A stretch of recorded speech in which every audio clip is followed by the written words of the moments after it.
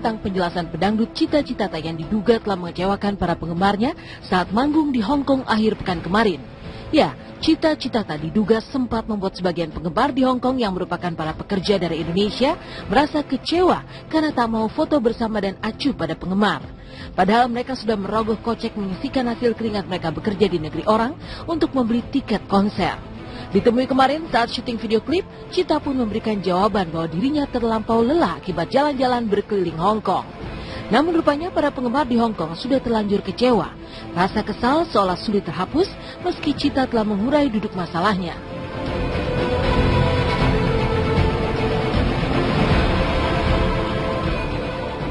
Buat Kak Cita, katanya kamu ke Hong Kong itu buat menghibur para BNI di Hong Kong. Malah bukannya buat jalan-jalan. Masa mau foto aja harus pakai baju seragam? Bukannya minta maaf, malah bikin status kayak gitu di Instagram. Sombong banget sih kamu jadi artis. Hai Cita Citata, boleh jangan sombong dong. Masa mau foto aja nggak mau? Kamu tuh lo kesini atas permintaan kami sebagai BNI lo.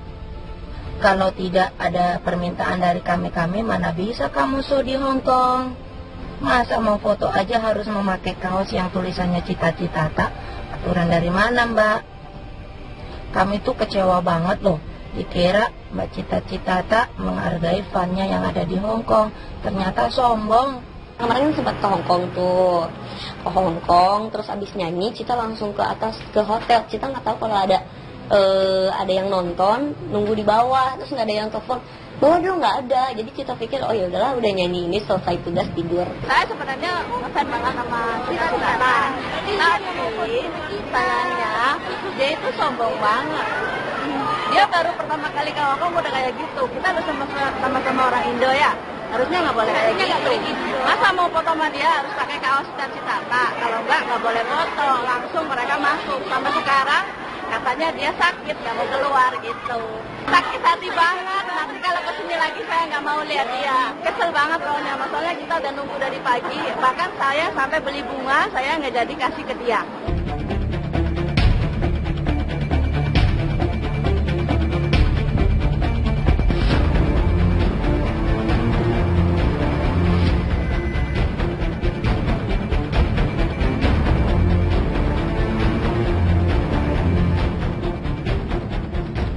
Cita diduga mengacuhkan para fans walau bilang dirinya lelah setelah jalan-jalan keliling Hong Kong. Tak dipungkiri, dugaan dicap sombong pun berembus kencang. Bahkan pernyataan Cita di akun Instagramnya pun mendapat komentar pedas. Kayak nggak pernah jalan-jalan aja, Neng. Jalan-jalan sampai tepar. Dan ada pula yang berkomentar. Sudah kelihatan dari cara nulis statusnya juga sombong. Apalagi aslinya. Sok cantik, diajak salaman aja nggak mau. Jangan harap bisa masuk Hong Kong lagi lu, Cita. Ternyata setelah jam 8 malam dari jam 3 sore, jam 8 malam baru bangun karena emang capek banget kan. Jadi pas baru bangun buka handphone, ternyata semua di Instagram pada ngambek lah. Nggak ada yang janjian sama sekali. Kalau memang janjian kan Cita selalu temuin gitu, baik di mana udah pas. Nggak ada yang kontak sama sekali, nggak ada, karena Cita kan habis nyanyi biasanya kan udah mandi tidur gitu loh. Karena biasanya setiap kota pun begitu gitu. Kalau habis nyanyi kan pasti kan capek gitu kan, keringetan, pengennya tuh istirahat. Nanti kalau misalkan udah istirahat baru turun gitu. Cuma ya memang salah paham, memang kurang komunikasi juga. Kalau misalkan memang ada yang mau ketemu Cita, silakan hubungi manajer Cita atau enggak ya, karena Cita kan nggak setiap kali buka handphone untuk buka Instagram atau Twitter gitu. Jadi ada manajer Cita yang setiap kali standby.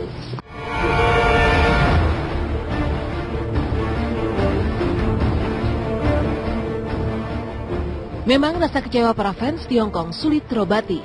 Apalagi sama sekali tak terlontar sepenggal permintaan maaf pun dari Cita kepada para fans. Lantas benarkah Cita tengah terserang star syndrome sehingga acuh mengucap maaf? Apa kata para artis dangdut yang lain mendengar kelakuan Cita? Ya bagaimana nih, itu memang mungkin memang udah sifatnya, memang sudah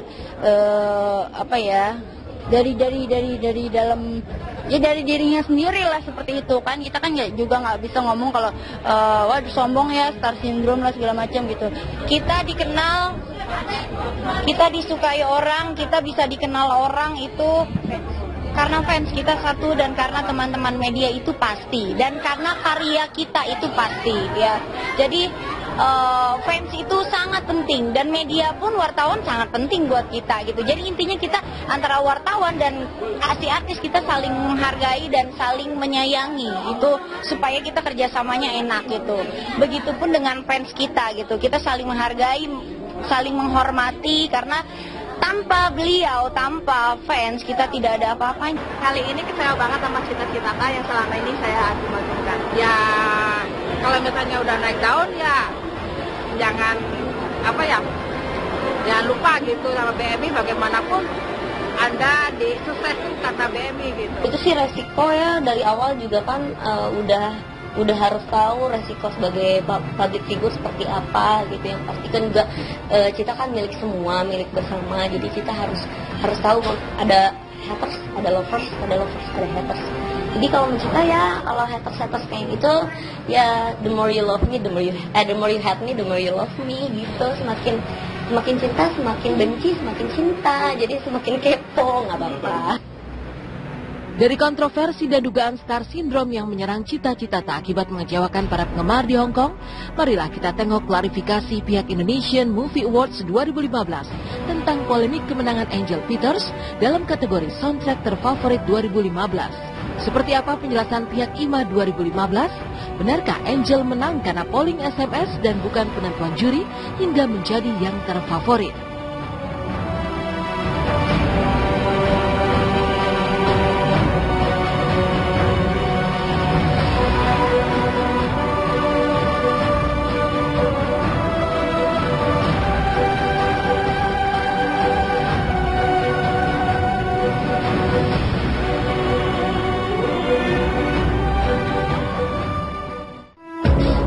Dan pihak Indonesian Movie Awards 2015 buka suara terkait kemenangan Angel Peters dalam kategori soundtrack terfavorit yang dipertanyakan.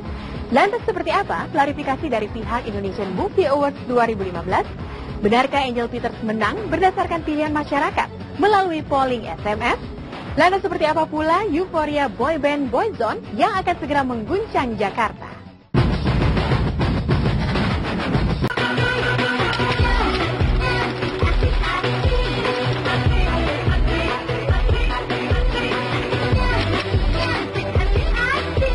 Wajah Haji Abdul Rojak, ayah Ayu Ting Ting, sumringah penuh bahagia saat menunjukkan mobil barunya. Sebuah mobil sedan berwarna gelap keluaran terbaru, hadiah istimewa dari Ayu Ting Ting, kini menjadi tunggangan sang ayah. Dengan penuh rasa bangga, Abdul Rojak pun menunjukkan aneka fitur canggih yang melengkapi mobil idamannya tersebut.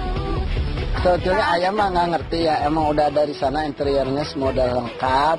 Terus ya ayah cuma tinggal naik aja, tinggal membawa aja gitu. Matic, kita nggak manual. Kalau ayah kan nggak bisa yang manual, jadi matic semua mobil ayah tuh. Makanya ayah di sini lebih enak kan, gas rem aja. Terus kita pakainya juga ini gigi over giginya juga enak di sini langsung. Ini lampu nih, tapi kalau ini kan buat AC juga bisa dari sini, lampu juga bisa dari sini. Jadi bundanya betul-betul kerja keras ya buat anaknya, buat keluarga, ayah, ibu, sifat. Jadi kenyamanan dia juga. Hadiah mobil sedan mewah tak lain sebagai salah satu cara Ayu untuk membahagiakan kedua orang tuanya, Abdul Rojak dan Umi Kalsum, yang ia hasilkan dari kerja keras dan cucuran keringatnya. Hasil kerja keras dia, ayah bersyukur ya pastinya. Apa yang dia niatin ya, dengan jerih payah dia, ayah juga menikmati gitu, bersyukur banget gitu. Alhamdulillah apa yang dia niatin tercapai gitu, dengan kerja keras dia, benar-benar dia usaha buat keluarga juga, terutama apalagi buat Bilkis, buat kenyamanan anaknya juga. Kalau pas ayah jalan ya ayah pakai, kalau emang dia mau pakai ya emang ayah juga suka pakai ini juga. Belum lah, biar kata saya bisa beliin gunung juga belum mau balas orang tua saya gitu. Jadi ya yang penting mereka senang, mereka bahagia.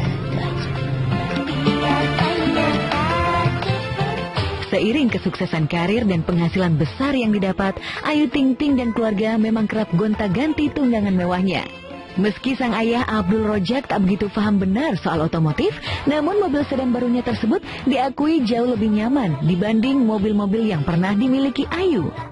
Ya sebetulnya mobil semua juga nyaman, tapi ya lebih nyaman ini gitu lah. Jadi kalau kemarin kan makanya Ayah jual, oke, jadi sekarang gantinya ini. Jadi mobilnya sekarang semuanya total ada? 3. Sipa 1, jadi ini kan buat Sipa khusus itu. Enak aja sih ya, nyaman gitu ya. Cuma Ayah nggak terasa kalau ini kayaknya kalau bawa setirnya enteng banget gitu ya, beda ya. Jadi Ayah sempat kaget juga waktu di tol. 120 kaget Ayah, astagfirullahaladzim, langsung Ayah kendorin. Kencang juga ya? Iya, kencang juga.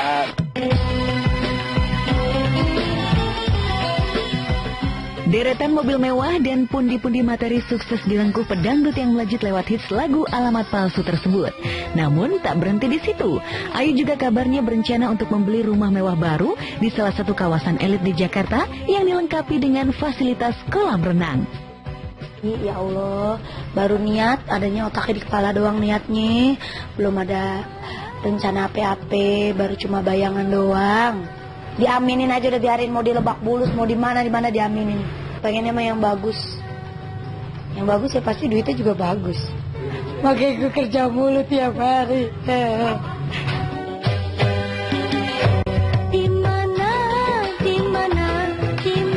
Hasil kerja keras Ayu Ting Ting kini semakin nyata terbayarkan. Tak hanya untuk dirinya sendiri, keinginannya untuk membahagiakan orang tua dan anak sematawayangnya pun ia wujudkan lewat hasil jerih payahnya. Orang tua mah gampang, simpel, bahagianya kalau ngeliat anak bahagia juga pasti orang tua otomatis bahagia. Membuat aku frustasi dibuatnya. Justru rumah tangga Krisna Mukti tampaknya semakin meruncing. Benarkah sang istri Devi Nurmayanti berniat akan mempidanakan suaminya? Simak potret lengkapnya setelah jeda iklan yang berikut ini.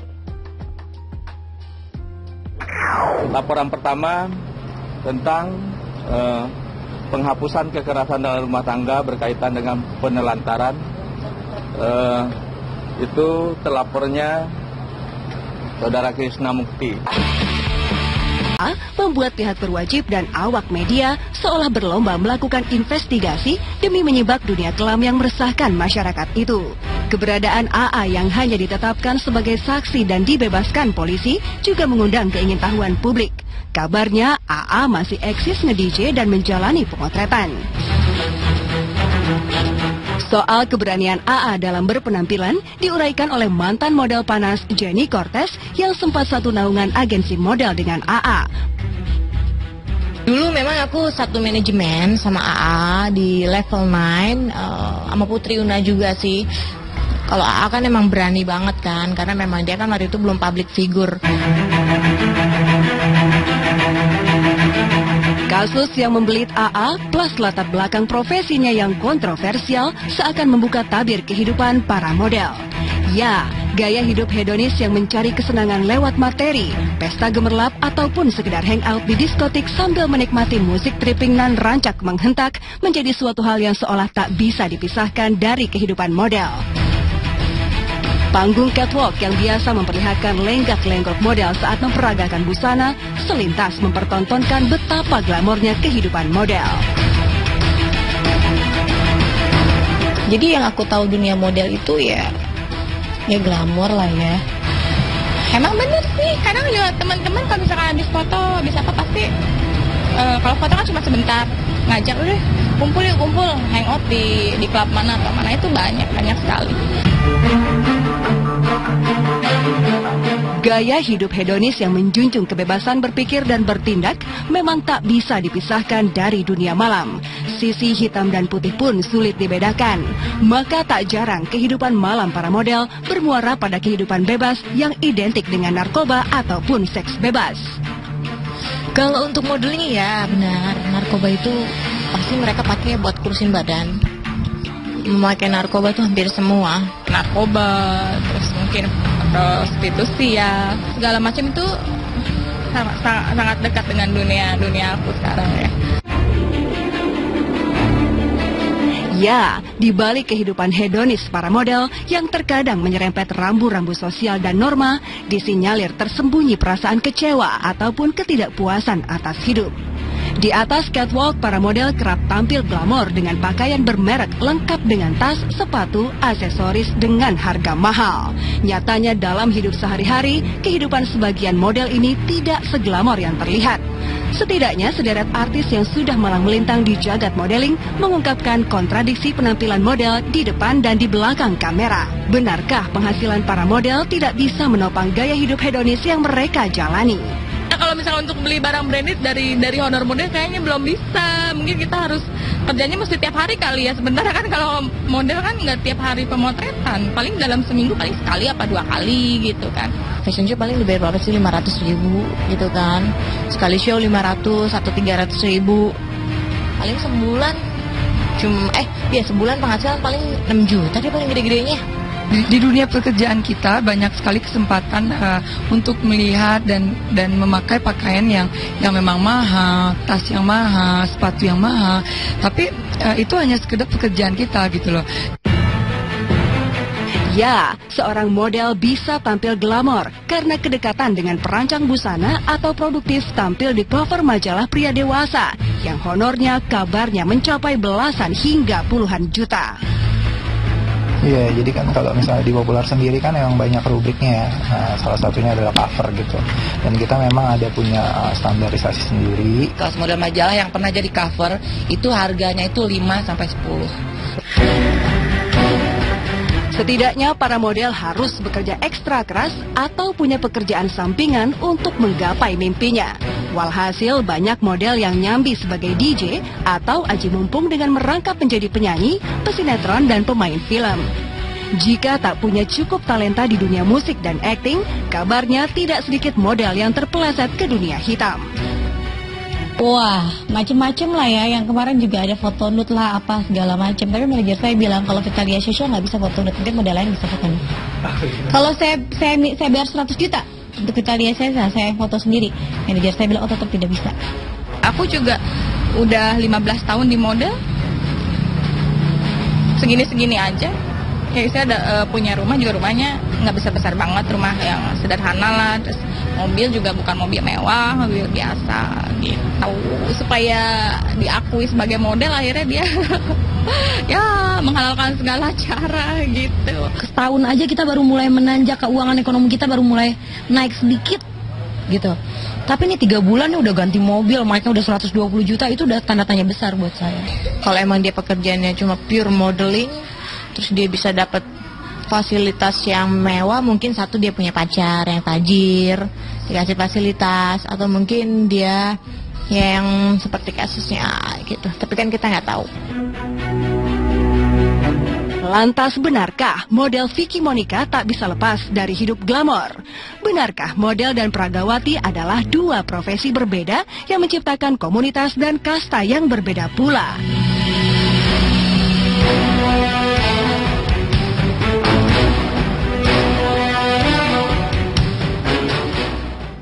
Pasca AA tertangkap tangan sedang berperan sebagai PSK dalam kehidupan nyata, kehidupan para model disorot tajam. Pergaulan ala kaum hedonis kabarnya membuat para model tak pernah puas dengan penghasilan yang diraih.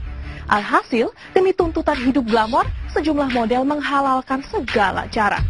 Lantas pantaskah para hedonis di dunia modeling itu disebut sebagai model profesional? Mengapa Arzetti Bilbina dan Oki Asokawati seolah tak rela bila pentas catwalk yang eksklusif dan berkelas diramaikan oleh aksi para model panas? Selama 30 menit, saya Ovidian mengajak Anda menyorot sebuah peristiwa berdasarkan fakta serta informasi akurat dari sumber terpercaya. Pemirsa, inilah Fokus Selebriti.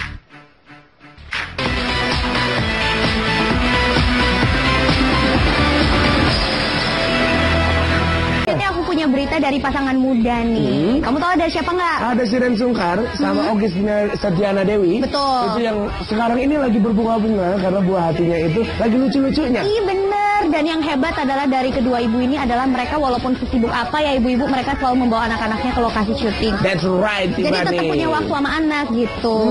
Betul banget, kita lihat aja langsung beritanya yuk.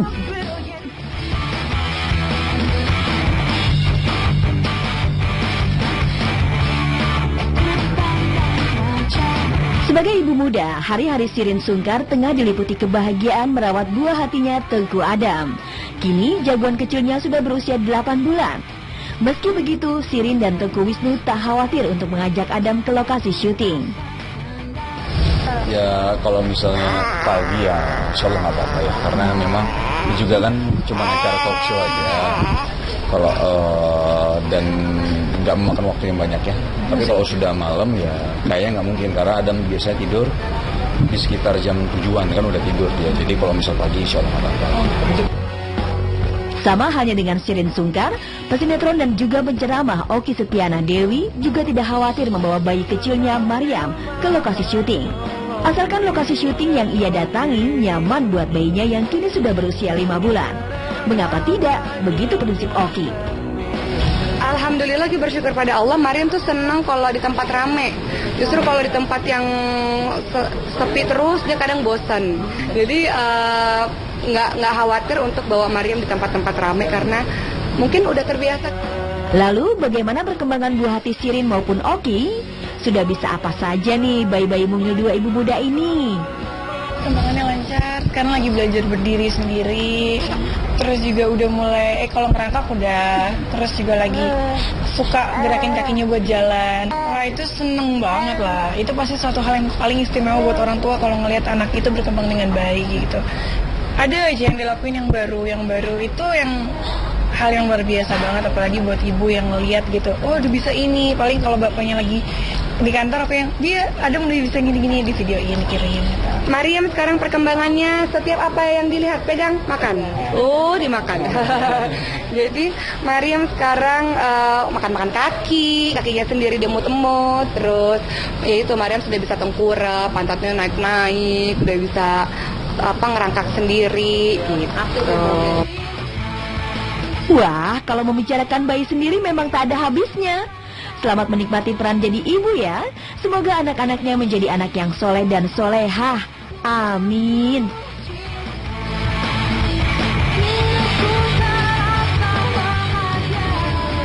Kembalikan kepada pemiliknya. Daripada memang dari Pak Kasub Presiden ya menyatakan memang akan dicek dulu sejauh mana plat nomor tersebut sah atau tidak. Jadi kita belum tahu. Kepada pihak terkait, artis yang inisial namanya masuk dalam daftar 200 artis pelaku prostitusi online itu mengaku jika plat nomor yang terpasang di mobilnya tengah diurus karena baru dibeli. Yo, kalau memang tengah diurus kenapa sudah dikendarai? Jengroro. Harusnya tidak boleh. Ya. Bagi pengendara kendaraan bermotor di jalan raya yang tidak dilengkapi tanda nomor kendaraan bermotor yang tidak sah sesuai dengan pengeluaran keputusan negara Republik Indonesia tidak dibenarkan. Kenapa memaksakan untuk memakai plat palsu? Kenapa memaksakan?